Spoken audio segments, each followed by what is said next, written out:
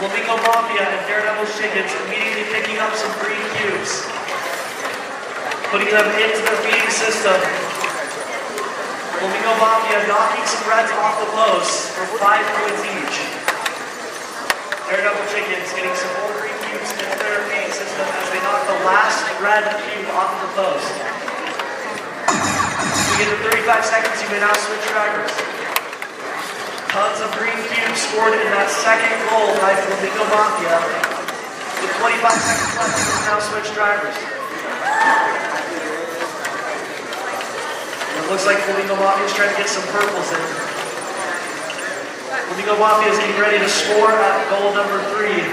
Daredevil Chickens moving over to goal number 1 to try to score all of the green cubes. With 5 seconds left of the match, we see if any teams get apart. Daredevil Chickens with a huge score.